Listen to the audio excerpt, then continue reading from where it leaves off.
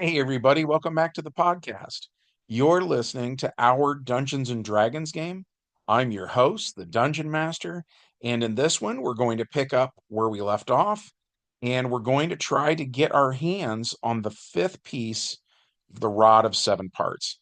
And this is from a old advanced Dungeons and Dragons module, and this is all about the Rod of Seven Parts. This specific chapter was called Uninvited Guests, and it features a castle on a cloud. So part of the adventure was the idea of how do the player characters even get to where the adventure takes place, right? Um, so in the case of our party, they have Baba Yaga's hut, and they picked that up in an old game way back when. Check out the channel if you want more information on that. But so it starts off in the hut, teleports to the cloud, and then they get out. And so one of them is Arthur, and he has four pieces of the Rod of Seven Parts now. So he's got blue, green, yellow, and orange. And the red piece is in this castle, and so they're trying to get their hands on it. And so with him is Max, aka Maxa Areva. We've talked about her before. She's almost like our She-Hulk in a way, and she's wearing a chainmail bikini, and now she has Grabthar's hammer. And Grabthar was her brother. He unfortunately died in the last adventure. So she wants to avenge him. And I'll talk more about her later, but there's a lot to unpack with her and her story. The other PC that we had here was Bart Garblesnatch, and Bart Garblesnatch began life as a his race was he was a beholder, and his class was he was a pimp. And we found stats online for that. My son did that kind of as a joke, but it was popular with our circle of gamers, and he stuck with it. And then he's also a magic user. So he, in one dungeon, got his hands on a potion that polymorphed him into a prismatic dragon, which is a long story. Again, if you want more information on that, check out previous adventures. Um, so as soon as the PCs step out of Baba Yaga's hut onto this cloud, they are attacked. And up and to their left is a lookout turret. And this is room number one of the castle, right? And actually, this is a brief aside. Usually when I'm doing these, I can find a map. We could not find a map for the castle. And we talked about what to do, and we decided to just go in numerical order with the rooms, you know. So that's it. That's room number one. And so since Bart is a dragon now, and by the way, everything about this castle is giant sized. It seems like the guys who wrote this module wanted it to be a Jack and the Beanstalk joke, like for real. And so everything about the castle is huge, right? The doors are all massive and so on and so forth. So even though Bart is a dragon, he's able to move around inside the castle in his dragon mode. You know what I mean? Because of the ridiculous size that everything is. So so Max gets on Bart's back, flies up there. Bart hits one of these guys with a breath weapon. Max jumps off, and of course, I made her roll a d20 for that. She gets a pretty solid roll. So she lands without falling because something I was doing was I was really trying to play up the whole fear of heights thing here, you know, that like being on a cloud, like in real life, I'm terrified of heights. So I feel like standing on a cloud is already pretty bad, right? If you go up a tall tower on top of this cloud, like that would, for me, that would be even worse. That would just be horrible. And to jump from the dragon onto the tower, like, oh my God, right? I couldn't do that. But so yeah, she rolls the d20. She gets a great roll. She lands and she attacks one of these guys with her battle axe, and she rolls like a nat one. And so then we have a table for, well, what kind of a critical failure is it? We roll on that, and it's that she lost her grip on it. So this battle axe that she's had since the beginning of the campaign just goes flying off the side of the castle. It clears the cloud and it's just drop, right? It's gone. And so then she pulls out her brother's hammer.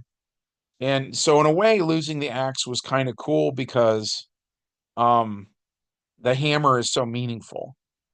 And it almost felt like destiny itself was saying, like, no, it's time to use the hammer. So we were kind of into it in a way. And then the four trolls that are on the lookout turret, they all, take a turn attacking the party. And like half of them do damage, half of them miss. The party strikes back. It's this back and forth thing, and then pretty soon the four trolls have all been slain, and then the party goes down into room number two, which is the sentry room. And in here is one cloud giant, um, and they take him out. I mean, this is how all the rooms are going to go, right? Everything I'm going to name off pretty much, with one exception. They're going to take them all out. So, room number three, the upper turrets, they encounter 10 trolls. They take them out. And at this point, by the way, it was kind of like it was a lot of repetition. I think maybe it would have been more fun if we had a bigger party with a wider range of attacks, but the way we were doing it was like every round Max uses the hammer, every round the dragon's doing the same thing. It was not great, you know. Um and then the trolls are regenerating the damage done to them because nobody is using, I think the two things they're weak to is fire and acid. Nobody is using fire or acid when they're attacking them. So this is just taking forever. And the irony is the heroes are ridiculously powerful because back when I was running the Temple of Elemental Evil, I didn't know at the time that that was made for conventions. A friend of mine named Troy Pacelli used to be at those conventions playing it with like Gary Gygax and stuff like that. He said that the whole reason for the Temple of Elemental Evil to be such a meat grinder of an adventure was because it was designed to kill off your character so that you would literally leave the table then and go to a different table and play one of those modules to see what that was like, right? And it was made for kind of the rotation around the convention. And he's like, so I don't know how you guys are gonna survive this thing. And my solution was I allowed my players to make characters I normally would not allow them to play. Um, so now we've kind of inherited that as the problem through the campaign is they're these incredibly overpowered characters, right? And despite the fact that they're so overpowered, they were still getting chewed up in this adventure. So I mean that's really saying something. But yeah, so these 10 trolls, it was not a fun fight. And then the next room, the module refers to it as murder holes. They had one cloud giant in there, so they get rid of him. And then room five was the lower turrets. There's four trolls in there. They get rid of them. Room number six, upper entrance, didn't really have anything in it. Room number seven, Muse, had eight griffins, and this is the one where they were not being murder hobos. Um, I grew up on a farm and we had horses, and the way we had them was it wouldn't be like you just walk into a room and there's just horses running around loose, right? You'd have to like open individual stall doors for each horse, and that seems to be what the module described. I think the wording is kind of ambiguous, but that was my interpretation as the dungeon master, was that they have their own smaller areas they're in. And one of those areas had a male and a female who had mated, and had 3 eggs. And then the module specifies that they're very, very protective of those eggs. So as I'm sort of telling the player characters about this, they just thought there was no reason to mess with them, right? That they were only attacking stuff that was attacking them. So if these things are safely closed off, they're just going to walk through the next room. So they did. So then room number 8 is the Griffin Keeper's Quarters. In there, they fought one cloud giant, got rid of him. Room number 9, Central Guard Post, had one troll. They got rid of him. Room number 10 was a cistern. They took a break there. They rested, got back a couple hit points. Room number 11 was a troll barracks, and it had 10 trolls. And again, it was just kind of a slog. And it was not fun to play out, to be brutally honest. Um, and so the players are not really digging it. You know what I mean? And that was a bummer because like it'd been so long since we played. I really wanted this adventure to be fun. Um, because I wanted to kind of reignite their interest in D&D, and I don't know how well that worked. So, yeah, the troll barracks with 10 trolls, not great. After that, room number 12, West Guard Post, had another troll, kind of a straggler. They get rid of him. 13 is then the front gates.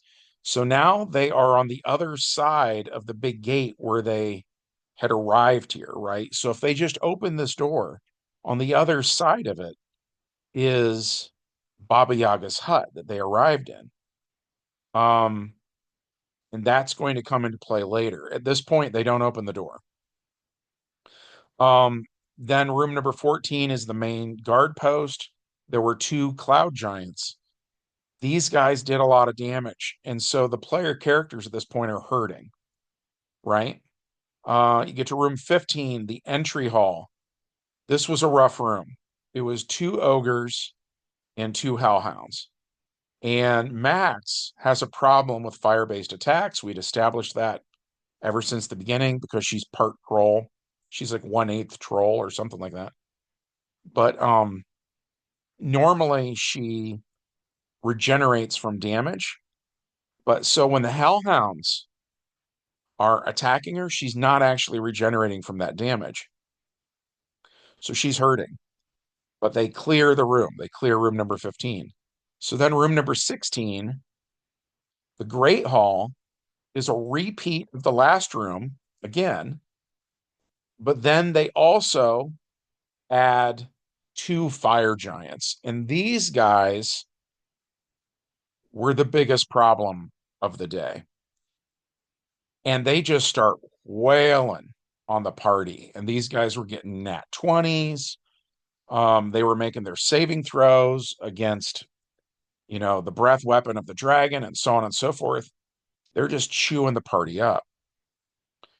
And so something very interesting happened, which is Bart at this point has lost about 3/4 of his hit points, and he's doing rough. And like I said, Bart, when he started off, he was kind of a joke character in a way.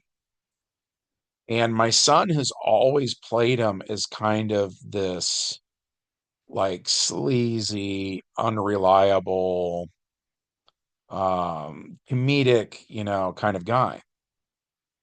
And then on the other hand, Max, her brother dies in the last adventure.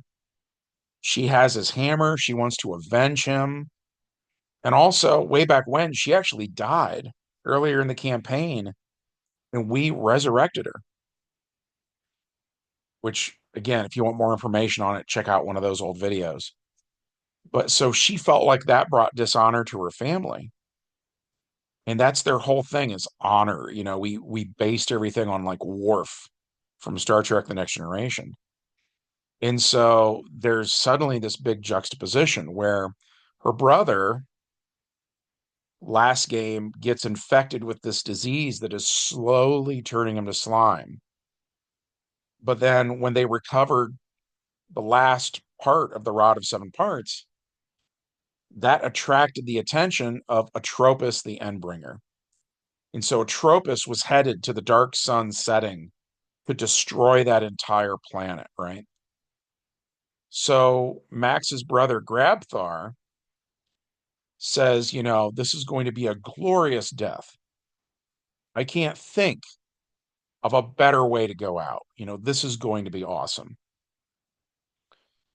And so he was meeting his end head on, right? And now in the very next adventure, we see his sister. She loses like 9/10 of her hit points. And my wife is playing her, and my wife's like, I'm gonna die. And so she runs away. And I even said something to her. I'm like, wow, for your people to be kind of doing the Klingon thing of not really wanting to retreat, never surrender, all that stuff. Um, that's quite a thing. And she's like, I know. She's like, I hate it, but I am for sure going to run away. And so she runs out like I said, they're right next to the door where they arrived, right? She opens up that door, runs out, and gets into Baba Yaga's hut.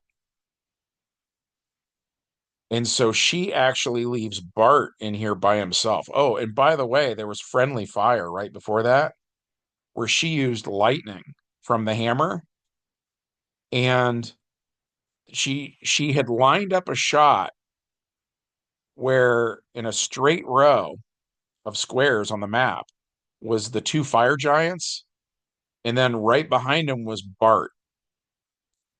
And the two fire giants made saving throws, and Bart did not. So she shot Bart with lightning, and it hurt him. And then she abandons him to the villains, you know? He manages to do enough damage that he gets rid of all the enemies in this room.